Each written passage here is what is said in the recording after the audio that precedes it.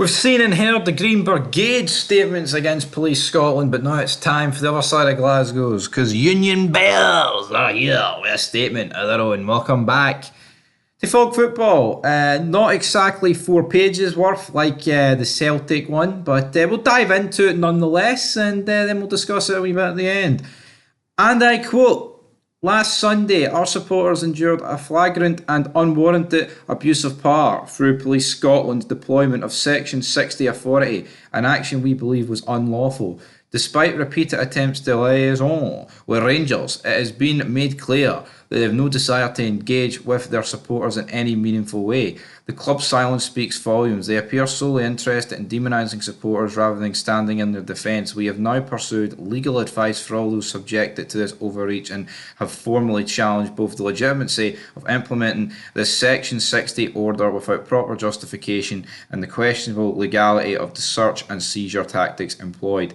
We demand that the club breaks its silence, publicly acknowledge the abuse of power and exert its influence to compel Police Scotland to account for their actions and explain how they could possibly justify the imposition of such measures against supporters."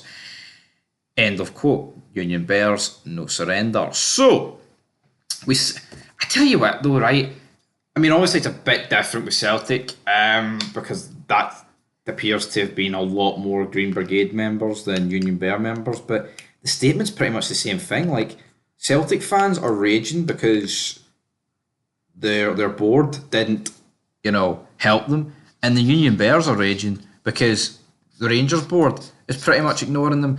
And I think the more we go into the world, right, and the more the years tick by, and the closer we get to the end game, whatever that may be, we are beginning to see clubs just completely and utterly they are completely and utterly cutting ties with the ultras, right? And why is this, right? Now, I talked about the other day, I can't even remember what Celtic thing it was, right? But see, when it comes to Rangers and Celtic, there's some things the club are just not going to back them on, right? There's just certain things. But see, when it comes to this, when the supporters genuinely feel that they were unlawfully held by the police, you would expect the club to say something. You would, regardless of what team you support, you would. They haven't.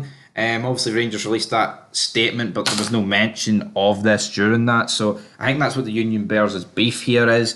Now, obviously, the Green Brigade did take the headlines on this, but now the Union Bears, because we did hear rumours that they were also stopped for getting into the game. I believe it was about 90 Rangers fans. Well, with Celtic, it was quite a bit more.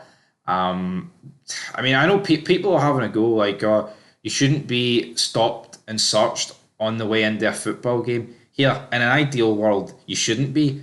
But the reality is, with the amount of objects that get thrown in football, pyro that's illegal, even though I like pyro, they're going to search you. And the best way, right, of dealing with that is just letting the police search you.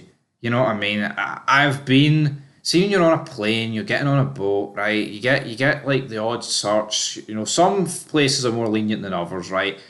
You don't. Well, I mean, I say you don't behave like a dickhead. A lot of people do behave like dickheads. See, if you comply, right? I'd say 9 times out of 10, the police will be dead on with you. The problem is, people are arseholes. It's an old firm morning. People have got drink in them, and obviously one thing leads to another. The reality is, if people just complied from the get-go, we wouldn't be here dealing with statements. That's my opinion, but here, maybe there is a bit of unjust. And that's not to say, right, the police are right every single day of the week, because everyone makes mistakes, but I think we can all look at the ultra groups and, be like, well, we can kind of see why the police do stop them and do search them and do things like this.